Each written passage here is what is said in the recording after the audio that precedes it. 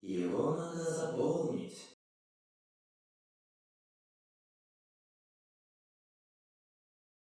С каждым днем жизнь человека переходит все больше и больше в цифровое пространство. Работа, интересы, общение – все там. Для этого корпорации возводят все больше сотовых вышек, и этот факт вызывает большие вопросы. Из этого видео вы узнаете, почему в мобильные сети вторгаются машины, какая мощность радиоизлучения повышает температуру человека, на каком расстоянии от сотовой вышки находиться безопасно и какая страна имеет самые строгие стандарты радиоизлучения. Присаживайтесь поудобнее и не забудьте свою шапочку из фольги. Seems a little crazy.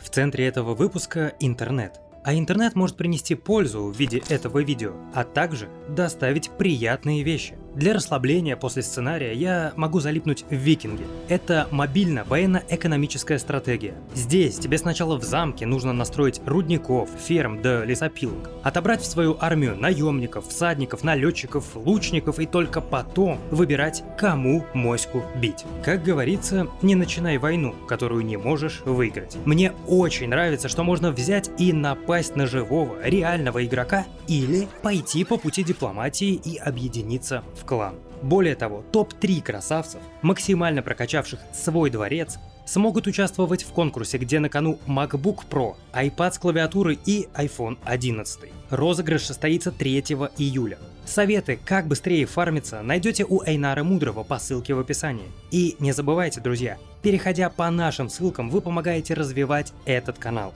Так что качайте по ссылкам внизу, становитесь ярлом и цените добротную стратежку.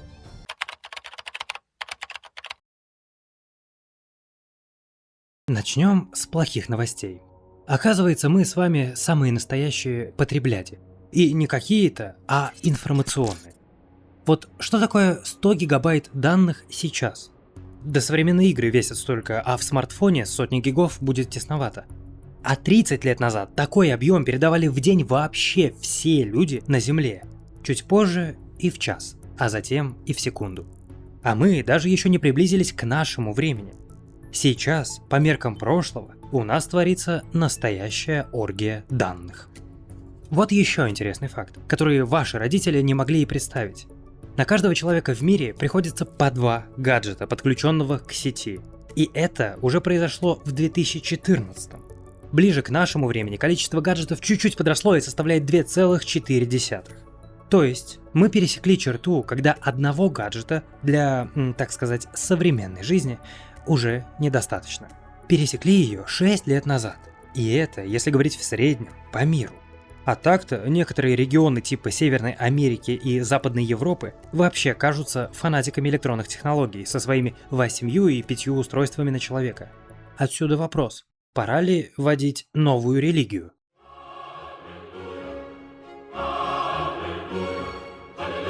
Ведь в смартфоны мы втыкаем все больше и больше. В 2014 году один смартфон расходовал около 3 гигабайт трафика в месяц. К 2019 мы стали потреблять в 2 раза больше. А к 2025 ожидается дивный мир, где каждый будет жрать по 24 гигабайта в месяц. Как там Яровая со своим пакетом? Жива? Все нормально у нее? И это при том, что постоянно растет количество самих смартфонов, что приводит нас к таким диким значениям, как экзобайты данных. Ну вот, например, 5 лет назад мобильными устройствами мы потребляли 5 экзобайт в месяц. К 2019 уже 38, а к 2025 еще увеличится в 4 раза, до 160. Кстати, угадайте, на что расходуется большая часть трафика?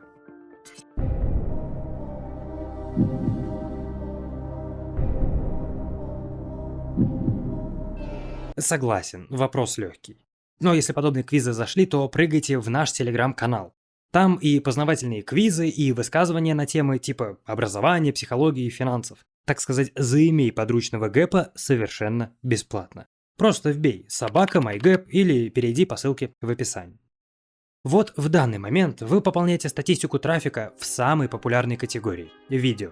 Хотя что-то мне подсказывает, что львиная доля видосов в интернете не на ютубе, а на другом – хабе. Ну, сколько еще можно ходить вокруг мысли, что количество потребляемых данных растет в геометрической прогрессии. С каждым годом доступ к сети появляется у большего количества людей по всему миру, а человеку уже недостаточно одного девайса. Но в данный момент, я бы даже сказал в данную секунду, прямо сейчас происходит переломное событие, которое попадет в учебники в будущем. Хотя, какие нафиг в будущем учебники?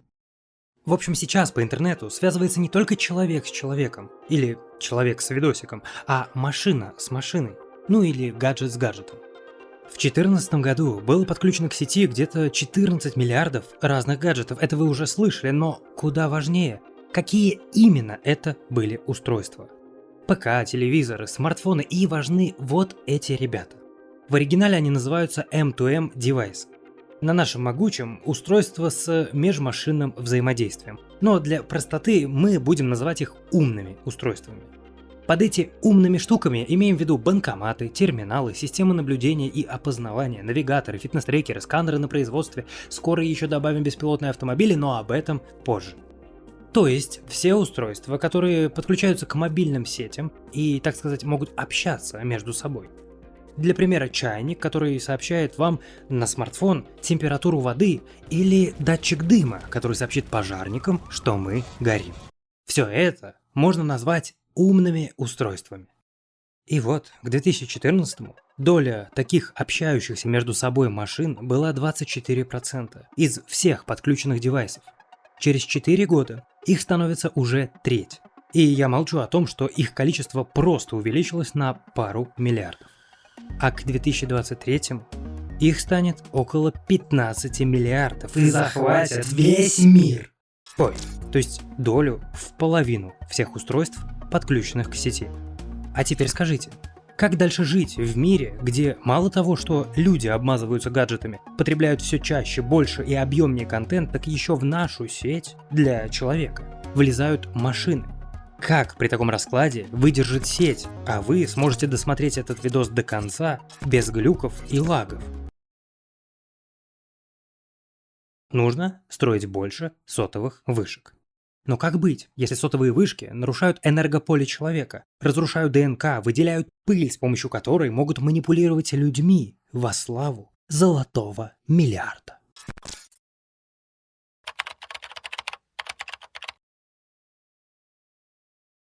Итак, сотовая вышка.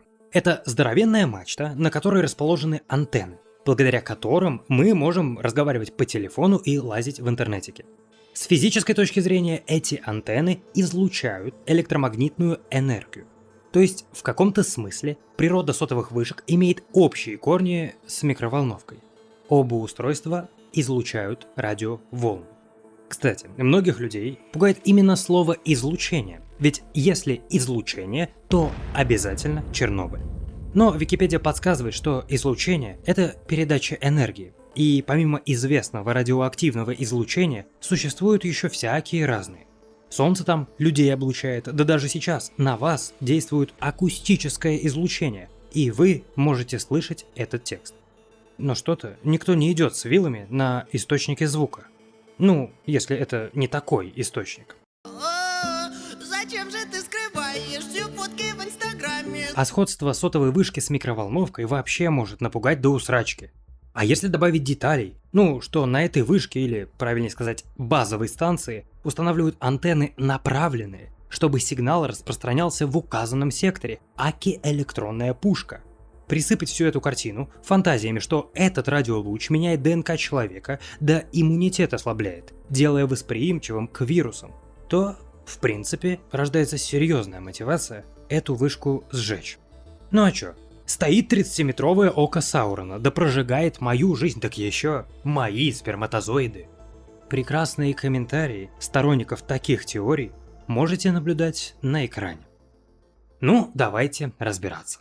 Как работает эта адская машина, и отсечем все лишнее, чтобы самые закоренелые гуманитарии, типа нас, что-то допоняли. На базовой станции действительно устанавливают антенны, чтобы сигнал шел направленно по сектору на 30, 60 или 120 градусов. И пока картинка выглядит не очень безопасно, но поехали дальше. Эти антенны излучают электромагнитные волны, по природе своей такие же, как в микроволновке. А еще, как из радио, от телефона, компьютера, Wi-Fi, от пульта телевизора и даже солнца. Но каждый испускает волны с разной длиной и разной частотой. Чем волна короче, тем выше частота ее колебания. И вот это колебание измеряется в герцах. Одно колебание в секунду – это 1 герц. Больше герц, больше колебаний, выше частота, короче волна. Эти частоты вы настраиваете, когда ищете любимую радиостанцию, хотя пример актуальный тем, кому за 30. Но вернемся к нашей вышке. Грубо говоря, она может излучать волны с частотами от 800 МГц до 2600 МГц, в зависимости от поколения сети. Ну вот то, что вы видите на телефоне, любимая Ешечка, 3G, 4G, оно же LTE, все это работает на разных частотах. И теперь главный вопрос. Как радиоволны влияют на здоровье человека?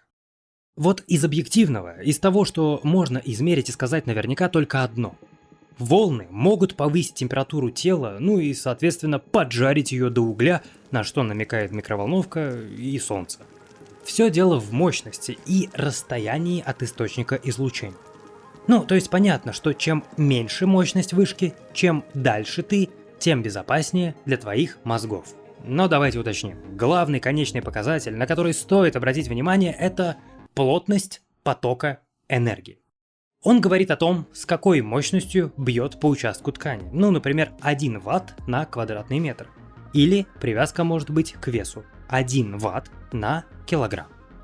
Дальше вопрос, а сколько допустимо? Международная комиссия по радиационной защите говорит, что если все тело 30 минут облучать плотностью потока энергии равной 4 Вт на килограмм в диапазоне частот от 10 МГц до 10 ГГц, как раз наш случай с вышками, то температура тела повысится на 1 градус. Вы, кстати, можете уже прикинуть, что чем меньше вы любите фитнес, тем безопаснее для вас излучение. Казалось бы, все. Держите этот показатель, но люди понимают, что мир радиоизлучения может скрывать свои тайны. Поэтому комиссия понижает эту норму в 10 раз, до 0,4 Вт на килограмм. А потом еще делит на 5 в целях безопасности. Таким образом, радиоизлучение не должно превышать 0,08 Вт на килограмм веса. Это в 50 раз меньше плотности, при которой повышается температура на градус после получаса постоянного излучения. Для частот повыше они рекомендуют не превышать 10 Вт на квадратный метр. Притом признаю, в тематике электромагнитного поля есть некая неопределенность. Об этом прямо пишут во всех исследованиях. Такая же неопределенность существует и между странами. Вот эти безопасные пределы для разных стран разные. Например, в США 6 Вт на метр, и при увеличении частот строгость ослабевает. У Японии также, у европейских стран от 4,5 до 10, а вот в России Санпин установил требования к безопасности самые жесткие в мире. 0,1 Вт на квадратный метр. То есть забугорные страны, на которые мы любим коситься, облучают свой народ куда большей дозой. И теперь ближе к практике. Какое расстояние можно считать безопасным? Если сказать сразу, то в большинстве случаев 40 метров будет более чем достаточно, но давайте возьмем примеры реальных исследований, а то ведь говорят, что этих исследований нет. Я бы хотела, чтобы меня кто-то разубедил. Кто-то сказал: Виктория, не переживай, вот ученые изучили, как 5G и именно вот эти микроволновые волны влияют на здоровье людей. Где эти studies? Египет. Каир. Работники Национального телекоммуникационного института залезли на крышу, чтобы замерить вот эту вышку. Здесь расположены сразу 3 разночастотных антенны, бьющие в разные стороны. Замеряли с расстояния 6 метров по направлению лепестков, то есть в самых концентрированных секторах. Кстати, сильнее всего жарила антенна 2G. И это уже второе подтверждение, что высокочастотные антенны, как правило, новые поколения, излучают меньше предшественников. Так вот, эта самая мощная антенна излучала на 43 тысячных микроватта на сантиметр квадратный. Напоминаю, предел в России, если перевести с ватта на квадратный метр в микроватты на квадратный сантиметр, будет 10 микроватт на сантиметр квадратный. То есть это во сколько раз ниже? Посчитайте сами. Перенесемся в Индию. Там работники замеряли безопасную дистанцию для вышки частотой 925 МГц, у которой мощность сигнала 32 Вт. Но вот по буржуйским меркам, для них безопасная зона наступает уже через 1,5 метра, а в России пришлось бы отойти метров на 15. И притом дистанцию моделировали идеальную, когда модель абонента, а точнее его головы, находится прямо напротив антенны. И последний пример. Уйдем в развитейшие страны. Швеция, Стокгольм. Шведское исследование было, кстати, самым четким и полным, которое нам удалось изучить. Там и фотки полные, и описание, как мерили, когда мерили, где мерили, как считали. Единственное, чего не было, это инфы по самой вышке, но зато много измерений. Короче, представьте себе ситуацию. Выходите вы на свой балкон, а там стоит вот это. Держитесь за свои шапочки из фольги, ведь вашему соседу повезло еще меньше. Потому что когда он выходит на балкон, у него сотовая вышка буквально под ногами на расстоянии 6 метров. Holy shit! В общем, ходили, замеряли балконы до квартиры, располагающиеся максимально близко к антеннам. Если замерять снаружи тот самый балкон на расстоянии 6 метров, то там, конечно, значение 0,09 Вт на квадратный метр. Но это самый пиковый. То есть в конкретную секунду, в конкретной точке. И даже это подходит и для международной комиссии, всех европейских стран и Российской Федерации. Но опять же, на этом же балконе зафиксированы значения намного меньше, типа 0,02, а медианная 18 тысячных. Не забывайте, что это вышка, которая находится прямо под твоим балконом. Но тут важно сказать, что антенны не были направлены на владельца балкона. То есть, если направить антенны на жильцов, то значения, конечно, вырастут. Но в большинстве своем монтажники это учитывают. Не идиоты же эти вышки устанавливают. А внутри квартиры показатели намного меньше, потому что энергия гасится, проходя через окна до стены. Ну, например, из 72 замеров удалось обнаружить самую жаркую точку в 23 тысячных. А были и вообще безобидные, типа 2 десятитысячные, что ли. Медианное значение по всей квартире, приближенной к таинственной вышке, где-то 1 тысячная, что в 100 раз меньше жесткого российского регламента, не говоря уже про другие страны. Ладно, вот теперь точно последний пример. Из одного издания для технарей. Там замеряли одну очень серьезную вышку с выходной мощностью антенны 350 Вт. Так вот, кто бы мог подумать, что на расстоянии 1 метра плотность потока энергии 1,11. Но даже на конце лепестка, в самой мощной точке, кроме той, что около самой антенны, 98 тысячных. А влево-вправо на 20 метров результат вы видите на экране. Если взять и суммировать все сказанное, как реагировать здоровому человеку на сотовые вышки?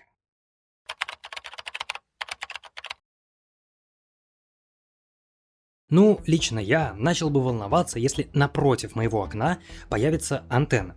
Напротив, я имею в виду буквально напротив, чтобы я мог рукой эту антенну достать, и притом бьет она в мою квартиру, прямо на меня.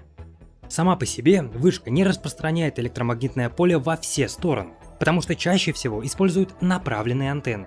Следовательно, самое сильное излучение будет прямо у антенны, так что обниматься с ней не стоит. А второе по, так сказать, опасности – на вершине лепестка, но даже там будет ниже уже на порядок. И в реальности вы не проводите 24/7 времени в этой точке. А что еще более вероятно, вы будете в машине, или вас будут отделять окна или бетон. А назад или вниз радиоволны практически не доходят, поэтому если на крыше вашего дома строят вышку, можете не переживать. Вы в самой, что ни на есть, безопасной зоне. Ни в одном из исследований, которые мы изучали в выпуске, не было нарушений местных норм. И поверьте, никто не будет строить вышку и направлять антенны на детскую площадку, вот чтоб прям так. Да и вряд ли играющие дети – это целевая аудитория операторов. Напоминаю, что если вышку поставить в центре футбольного поля, то это будет самое безопасное место для детей, ведь вниз излучение не идет. Но если лично у вас возникают вопросы, не нарушают ли рептилоиды ваше энергополе, то не спешите доставать вилы и поджигать факел. Хотел сначала сказать, мол, купите измеритель электромагнитного поля, но ведь позаказывают с Алика за 5000, а потом будут удивляться, что Wi-Fi роутер жарит сильнее сотовой вышки. Ну просто нормальные измерительные приборы в районе сотки стоят, а то и выше. Для примера, вот таким прибором измеряли в Швеции.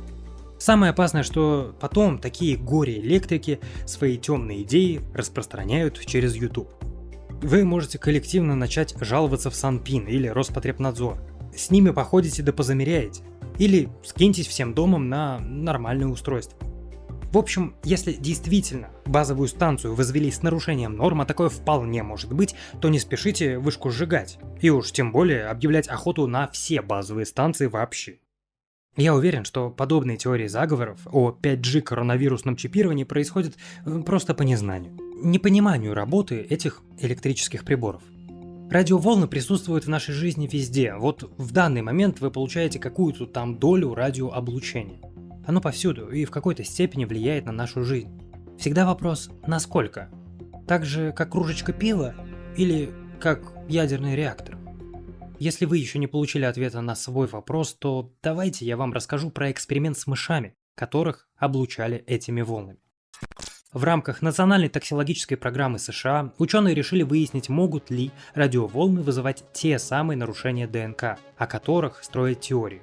Звучит-то еще как около мистически, но нарушения ДНК – это те самые раковые опухоли. Что было сделано? Взяли 7 групп подопытных мышей по 90 особей. Одну контрольную, на которую не воздействовали никак, а других облучали частотой 900 МГц. По сути, это и есть 2G. Облучение было с плотностью 1,5, 3 и 6 Вт на килограмм. Это, кстати, очень много. Вы помните, да, что требование комиссии 0,08 Вт в общественных пространствах. Грубо говоря, в эксперименте облучали мощностью в 20-75 раз выше международных норм. Так вот, облучали такой мощностью, когда мыши были в утробе, а потом еще 2 года на протяжении их жизни. И действительно, у некоторых мышей появились опухоли в мозгу. Где-то 2-3 мыши получили опухоли в мозге в разных группах. Можете нажать на паузу, чтобы лучше рассмотреть. Радикалисты уже потирают руки и зажигают факелы. Но тут очень много нюансов. Во-первых, этих мышей облучали постоянным потоком каждые 10 минут с 10-минутным перерывом. И так на протяжении 18 часов. Переводя на человека, такое просто невозможно. Вы будете двигаться. Между вами и источником излучения будут экраны в виде стен или окон, а сама антенна излучает не с постоянной мощностью. Во-вторых, сила в 1,5-6 Вт на килограмм просто запредельная. Но если взять условного человека в 70 килограмм, то эта мощность от 105 до 420 Вт. Подойдите к микроволновке, посмотрите на панель. Вы там выставляете примерно такие же значения, чтобы разогреть свою еду. Затем к самому исследованию тоже есть вопросы. Например, почему-то женские особи не пострадали. Из всех групп облучениями сетями GSM опухоль обнаружилась только у одной. Более того, облученные мужские особи по непонятной причине прожили дольше на 60 дней, чем контрольная группа, которую не облучали вовсе. Может быть, необлученные просто умерли раньше, чем появились эти опухоли. И тут в чаты врываются радикалисты, которые скажут, что радиооблучение вообще жизнь продлевает. В общем, как конкретно перевести результаты исследования на человека непонятно. Притом это считается золотым стандартом исследований. Тут и количество испытуемых больше 600. И долговременное воздействие, и идеальные условия без шумов. А как выделить влияние конкретно радиоволн на человека в его обычной среде обитания? Когда у нас фастфуды, пивасик, антибиотики в мясе, сидячий образ жизни, стресс, выхлопы, выбросы, в общем, от постоянных недосыпаний и закатки в доту ущерб будет куда ощутимее. Выпуск получился и так уж очень долгим, поэтому про еще не введенное, но уже нашумевшее 5G скажем лишь пару слов. С точки зрения принципа работы, технология 5G не отличается ни на йоту. Более того, ставить эти антенны 5G придется чаще, а это уже подсказывает, что мощность, а значит потенциальный ущерб для человека будет еще меньше. То есть 5G будет безопаснее предыдущих поколений. Кстати, подобную зависимость, что с увеличением частоты падает тот самый поток плотности энергии, мы уже видели в замерах вышки в Каире. Там больше всего излучала антенна 2G второго поколения. Покажите это видео особо волнующимся, а лучше сразу Виктории Бони. Серьезно, отправьте ей в Инстаграм, пусть люди потратят энергию на более важные дела. Давайте испепелим в этом мире темное мракобесие. А мы выражаем благодарность поддержаторам на Патреоне, которые сделали этот выпуск возможным. Гэпникам, героям, консулам, верховным магистрам и иллюминатам нашего ордена Давиду Большову и Александру Гришканичу, а также Михаилу Климареву, автору телеграм-канала «За телеком».